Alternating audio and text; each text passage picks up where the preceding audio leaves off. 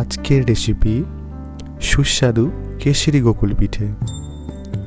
উপকরণ: চালের গুঁড়ো, আটা, ময়দা, খোয়া ক্ষীর, এলাচ, চিনি, কেশর। প্রণালী: প্রথমে ওভেনে একটি কড়াই চাপিয়ে তাতে 1 কাপ মতো চিনি এবং সামান্য পরিমাণ জল দিয়ে চিনিটাকে ভালোভাবে গলিয়ে নেব।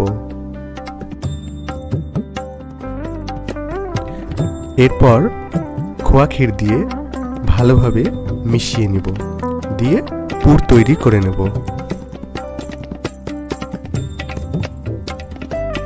পুরটাকে ভালোভাবে নাড়াচাড়া করে একদম শুকনো শুকনো করে নেব এবং ঠান্ডা হওয়ার জন্য সাইডে সরিয়ে রাখব।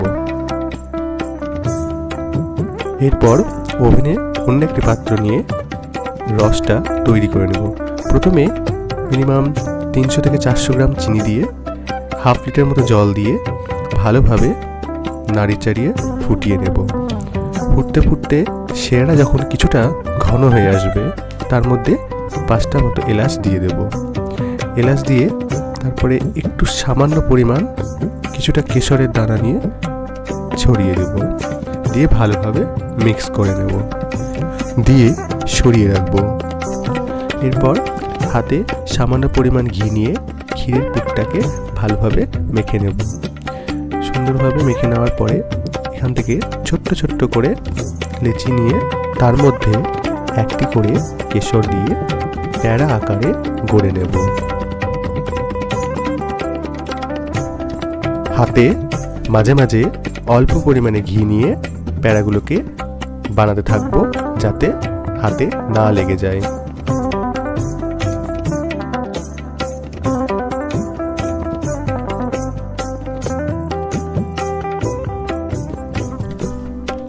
এভাবে সমস্ত প্যাড়াগুলোকে গড়ে নেব।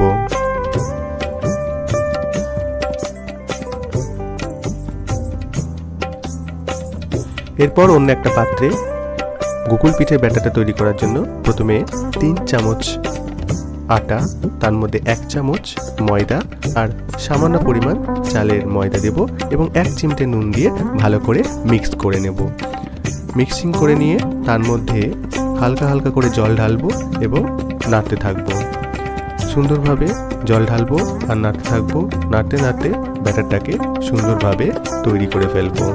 ব্যাটারের থিকনেসটা ঠিক এরকম হবে, না বেশি ঘন না বেশি পাতলা। এরপর গোকুল পিঠেগুলোকে ভাজার জন্য কড়াইতে 1 চামচ ঘি দিয়ে দেব। ঘিটা গরম হয়ে গেলে তার মধ্যে সাদা তেল দিয়ে দিব ভাজার জন্য।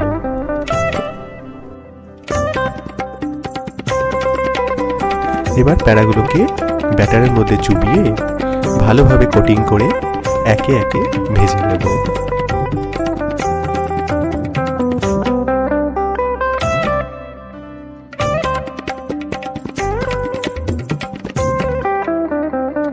ভিডিওটি ভালো লেগে থাকলে অবশ্যই লাইক করে দেবেন এবং নতুন রান্নার রেসিপি পেতে চ্যানেলটিকে সাবস্ক্রাইব করে দেবেন। রেসিপিটি অবশ্যই বাড়িতে ট্রাই করবেন, কেমন হলো কমেন্ট বক্সে জানাবেন। পিঠেগুলোকে এপিট ওপিট করে লাল লাল করে ভেজে নেব এবং ভাজা হয়ে গেলে এই সমস্ত পিঠেগুলোকে সেরার মধ্যে চুবিয়ে দেব।